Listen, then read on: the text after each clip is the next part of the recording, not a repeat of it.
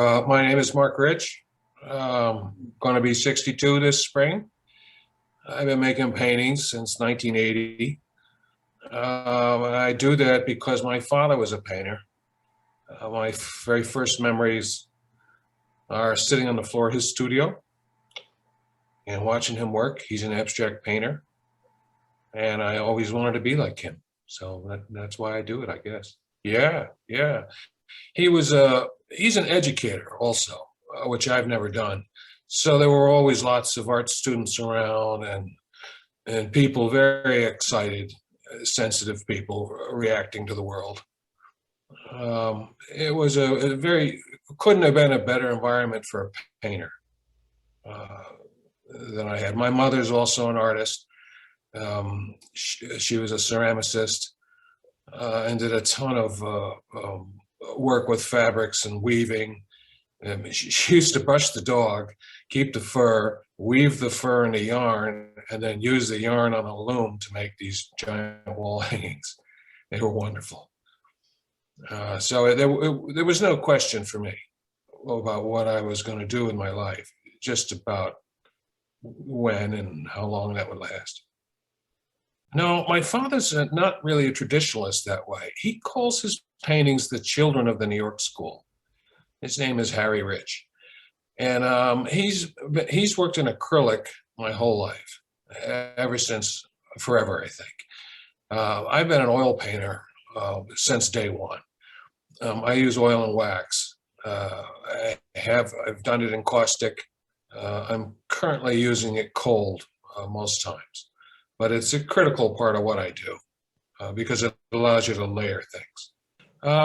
Well, most people started working with acrylic because they wanted to work faster. They want to be able to work and then have it dry in 20 minutes and then work over it. So what I do with oil and wax is that the oil paint gets mixed with the wax, and then I put it on the canvas, and then I hit it with a heat gun, and that anneals it to the canvas and sets it up. It doesn't dry 100%, but it's stable enough so that you can paint over it. But the key thing about it is that it allows light to come through the different layers. And that's why my paintings, the color is so vibrant.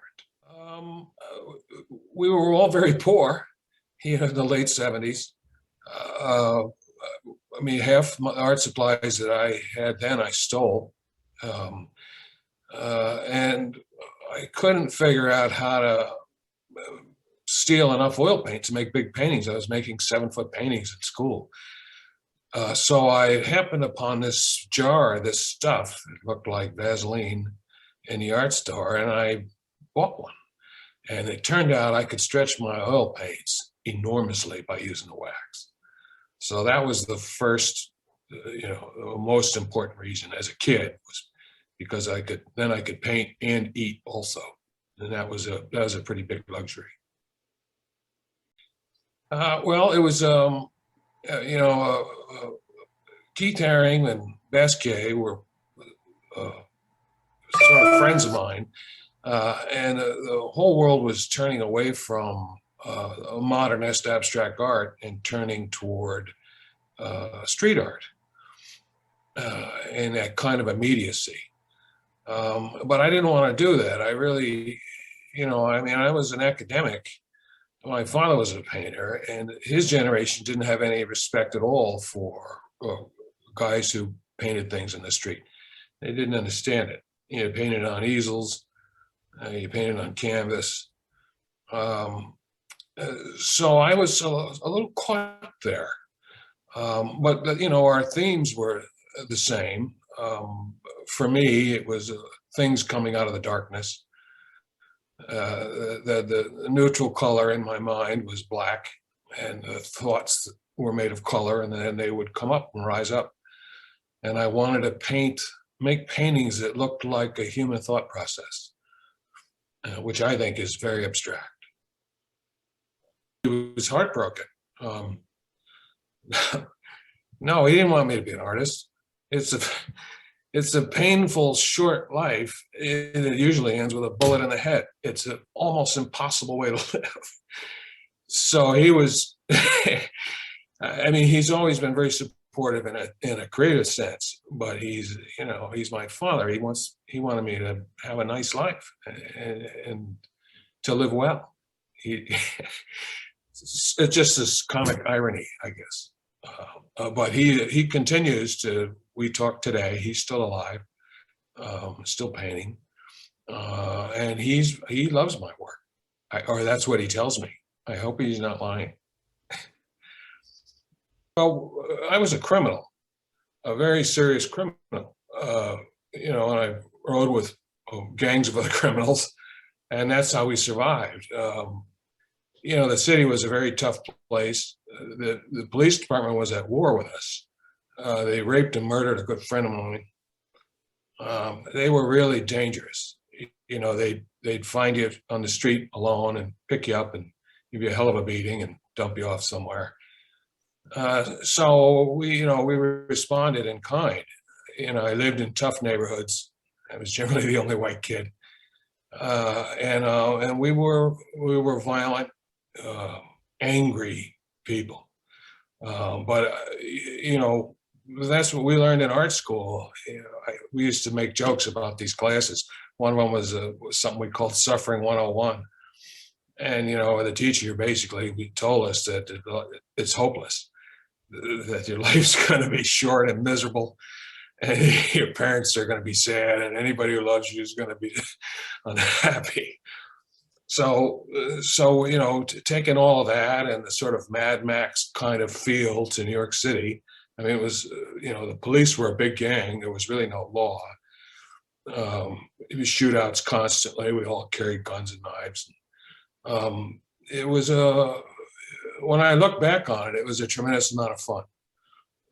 I guess I never was in the military. That's the closest thing I've ever been involved with in conflict was 1980 or 1979 to about 1988.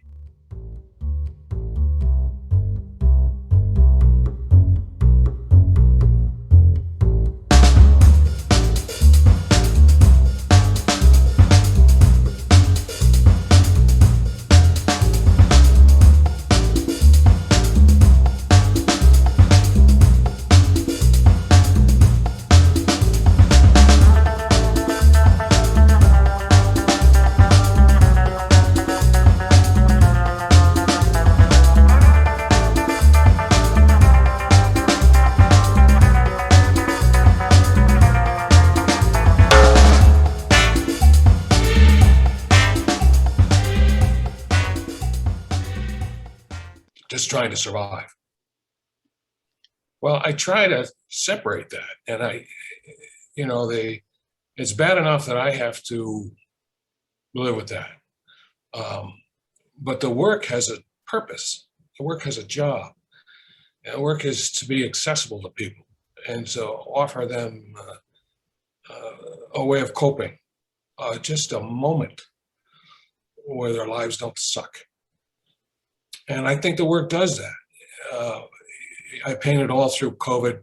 My wife and I got very sick. And my whole purpose was to keep all of that awful stuff out of the work and to lead with optimism and humor. I think that a sense of humor is probably the most important thing that any young artist can have, and they're going to need it. I use big pieces of glass. When I drive by on garbage days here, people put old furniture out, and I look for glass tables, and then I take the top to the tables. And that is two reasons, because you can scrape them and they don't wear down. But the most important thing is that light comes up underneath them. And when the light comes through the mixture, most of my day is spent mixing paint and wax with a palette knife before I put it on. And when you use glass, the light can come up through it, and you can tell by its translucency how opaque it's going to be when you put it down on a canvas. And that's a critical part of my process, is understanding transparency and layers. And for my whole adult life, to survive, I did graphic design, worked in Photoshop. And everything I do now it relates back to the idea, Adobe's idea that everything is on a separate layer. And each of those layers can be controlled in terms of its opacity and its transparency. And that seems to most closely emulate a human thought process, because we all think of 20 things at a time, but there are some things that are more forward in that mix and some things that are tints, that they're back, and you have to really go after them and study them to see those things. But all of this goes on in a melee of images in my head, and I'm assuming everybody's head. Most times I put a canvas up and I just start to draw about anything that's in my head. Whatever's out the window, anything I may have seen on the news, just start to make marks. And then generally I'll paint over that. And then I'll do that again. And then I'll paint over that. And then at some point, because of those marks and the way they lay there, they will suggest something to me. And at that point, I start drawing very seriously. I'll make drawings and then I'll scan those drawings in so that I can use pieces of them. I can blow them up and I can make them smaller. And I'll output those and then cut those out of the paper. So now I have a stencil. There are thousands of stencils in my studio, so that I can reuse those images from painting to painting to painting. And to me, that gives work a continuity, because I'm not reinventing the wheel every time I have a thought.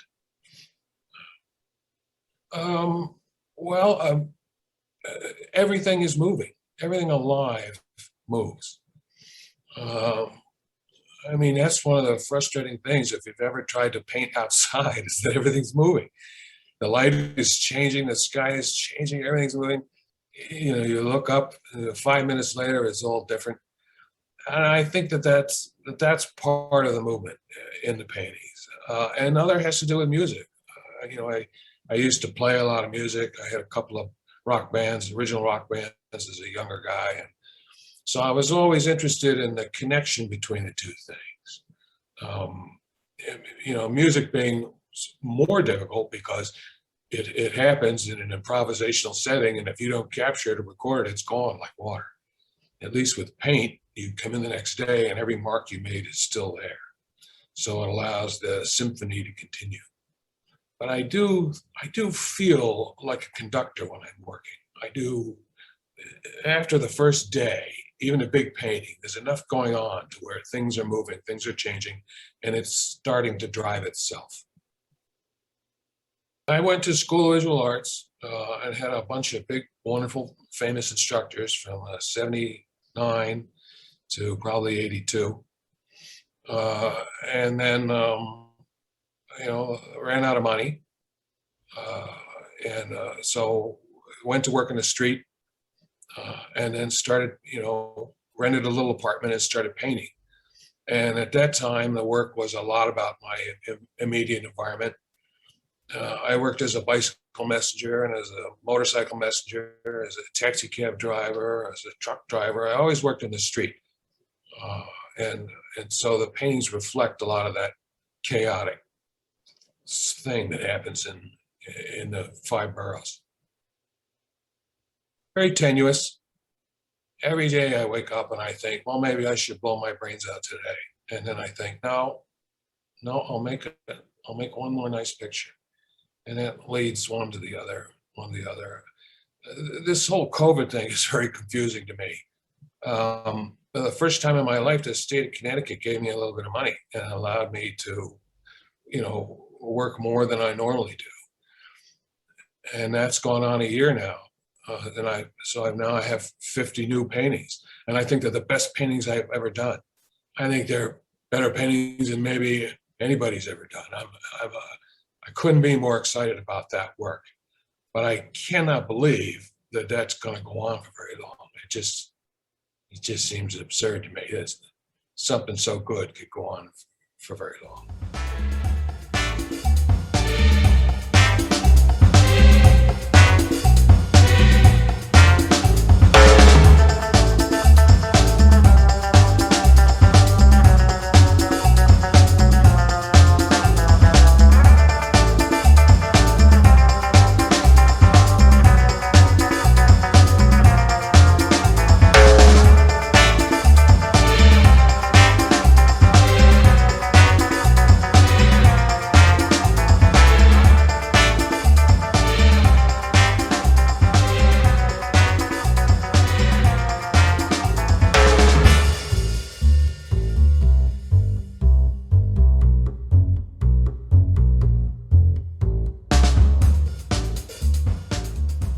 Yeah, the one directly behind me is called The Lighter Side of Quarantine. So I took this studio in October because I had a show in the gallery, and the gallery owner said, "Oh, that's a good show. You're a good painter. We're going to give you a studio." So they did that, and that's the first one that I finished here. And we were sick from March to July, so most of the illness had gone away. It was just the fatigue that was left. And that painting, if you look at it carefully, uh, is about people in a being trapped in a tiny space together. But it's a funny painting. The colors are funny, and the fact that there are two figures and then possibly a third, indicating that being close like that could get you into a situation where you wind up with children. And the closer you look at it, sort of the funnier it is. And I think it's a really successful painting for that reason, because now more than ever, people need to walk into a painting show and be able to exhale and smile. Sometimes, less all the time. When I used to work in caustic, I was throwing a lot of paint. I believed for a large part of my life that as a child of abstract expressionism, that my paintings, each painting should include every style. There should be a little Pollock, a little Diedenkorn, a little Costin, that each layer would represent an era or a hero of mine, and then I move on, so that at the end, my whole history would be in each painting. And when I was during that time, I was throwing paint, and caustic is the funnest way to throw paint because it doesn't run; it hits and splats and parts. It's a dynamic look. But I'm doing less and less of that now. I'm drawing more carefully. The paintings have taken on this focus. I don't really understand, but they are headed somewhere, and they're taking me with them. Well, that's because I was painting bright orange and bright yellow for the first half of the year. And I had that, I put all those paintings in a show. There were 28 paintings in it, and they got tremendous reviews and response, and were very warm. So looking at that, I thought, well, that's it then. That my job with those bright colors are done. And I became interested in the blues, and even started toning some of the canvases with phthalo blue, and interested in painting from dark to light, as opposed to painting from light to dark. And there's been a lot of critical response. People like that color. There's something soothing about that color, and it's a great activator. It really makes warmer colors work hard. But that's basic color theory. Yes. Yeah, I don't know anybody who's doing what I'm doing. I think I have 4,500 artist friends on Facebook all over the world. Nobody is doing what I'm doing. And nobody seems to care as much about this idea of transparency. When I talk to young painters, that's always the first thing I say, is that when you put an opaque mark down on a canvas, you've destroyed everything underneath it.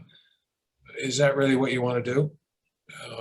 And maybe for most people it is. It's just critical to me that everything shows. I like paintings that the blood shows, the inner working shows. If you look hard enough, even in my happy paintings, you can find some pretty dark things in there. Dismembered people and firearms and stabbings and things, but they're very subtle, and they're buried down in there. You have to really look. No, what I noticed. This is going to make me sound really old, but I don't know any young painters who work very hard. I'm at the easel 40 hours a week. I don't know any young painters that do that. And most of the young artists that come into my shows, they look around at the wall and they say, "Oh, this is too hard." And they find an easier way to go. Uh, when we were kids, some moron in art school came up with the phrase "less is more," and that is a bad thing to tell young artists. It just makes it too easy to be lazy because less is not more.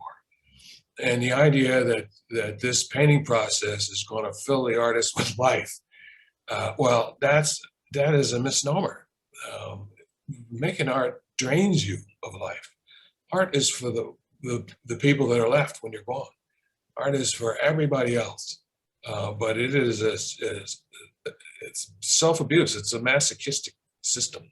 And no, I have not noticed. I have not seen anything new or exciting or involved or in a long, long time.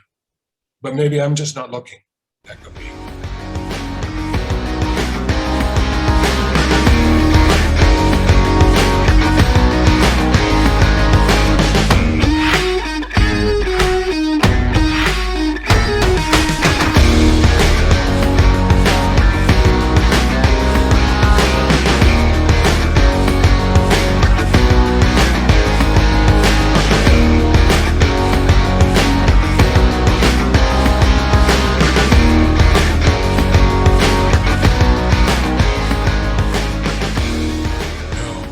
No, a 4860, a painting that's 48 inches by 60 inches, usually takes me 3 weeks. That's 120 hours.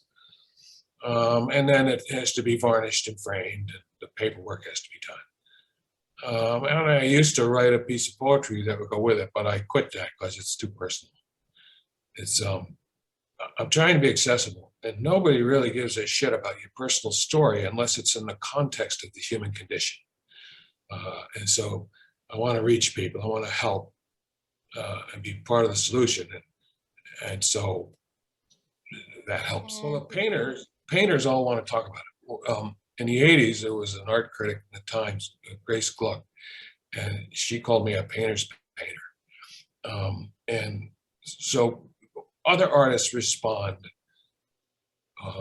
differently, almost as if they found a long lost relative. And they all want to talk about the process, and they all want to talk about the time and the suffering.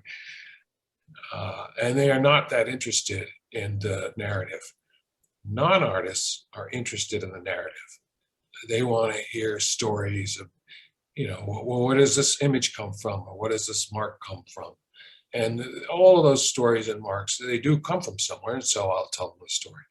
And then the third kind of person that comes into the gallery doesn't want to hear anything from me. They want to look at the paintings and then they want to talk about their lives. And that's just as important because it's if somebody needs to talk, well, then they should talk in front of my work. That's a good, safe place.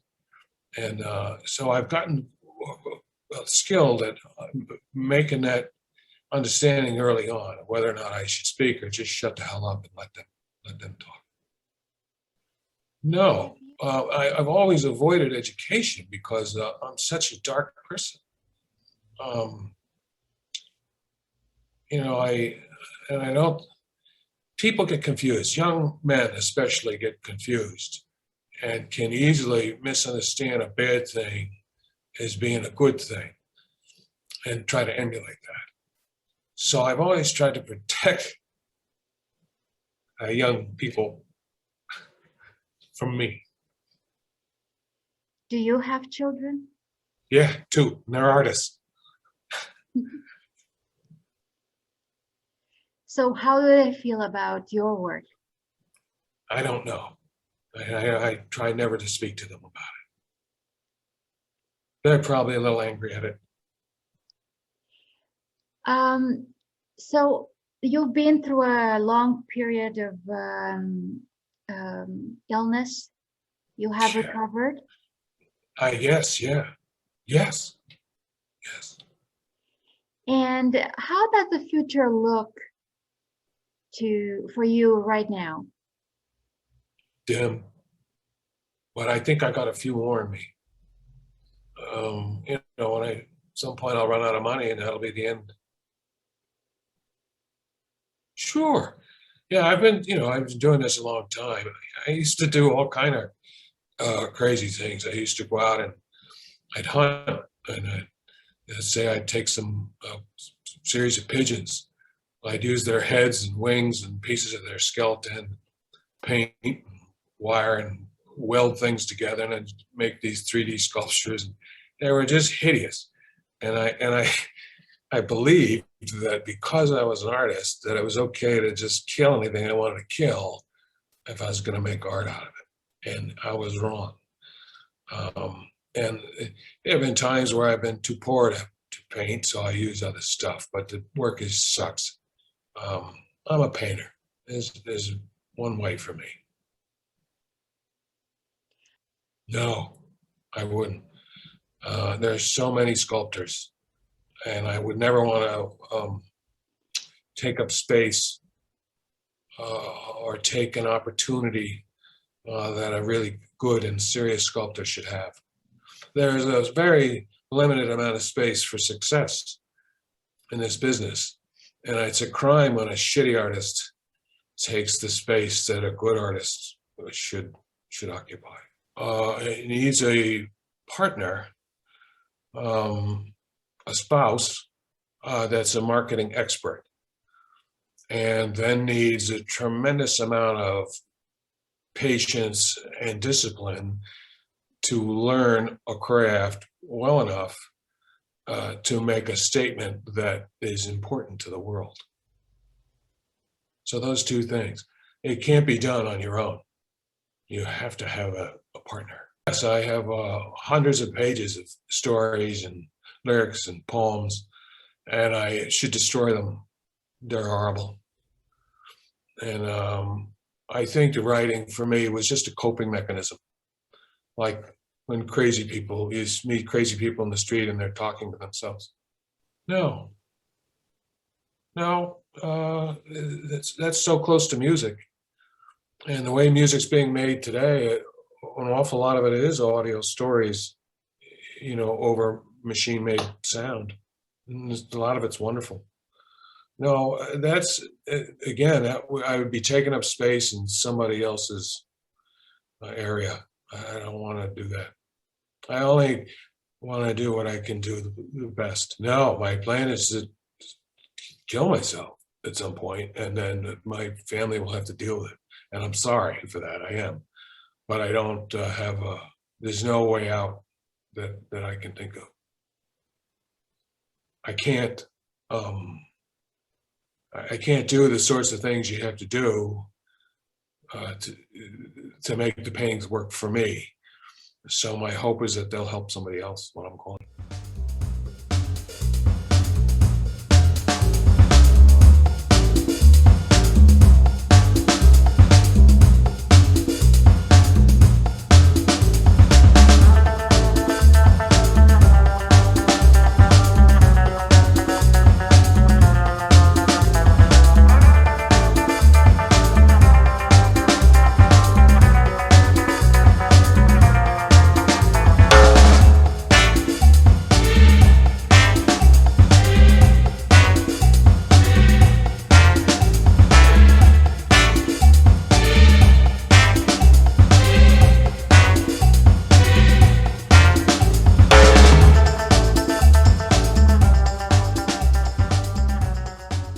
It doesn't really, when you're in a thing, it looks different than when you're looking at it from outside.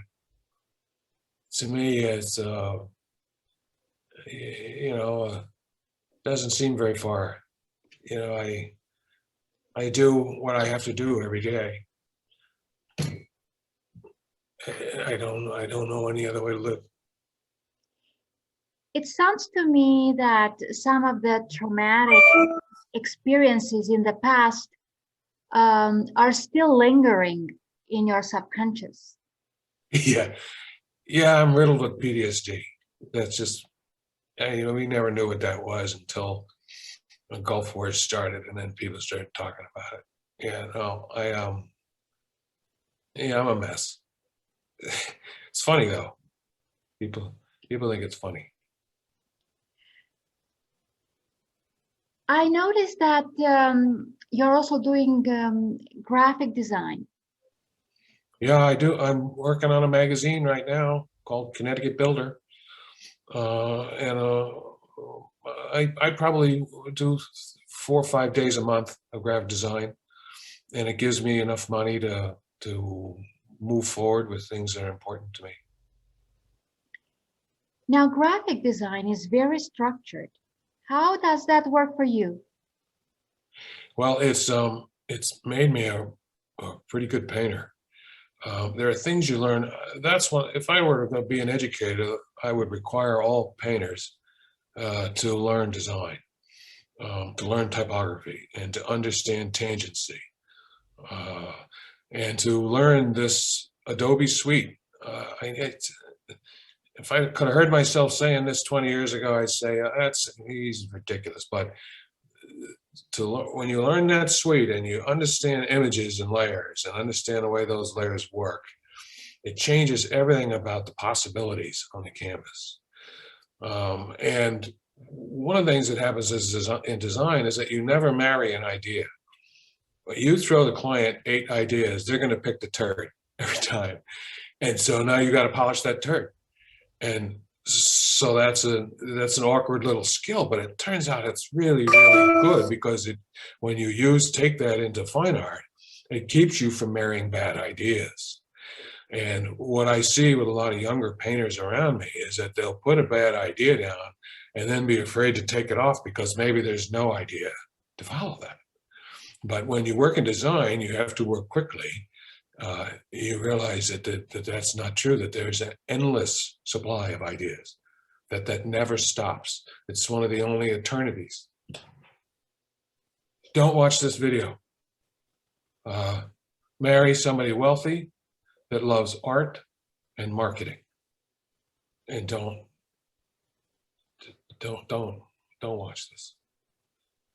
They need hope. Yeah, well, I think that's the strongest thing about it. And I think that's why I keep doing it. And one of the reasons I'm probably so dark, all the light goes into the work. This is just a little piece that I wrote yesterday. And it's about living outside of normal conventions. Living on the detritus can be a wholesome life. Fix your own pickup truck and pay attention to your wife.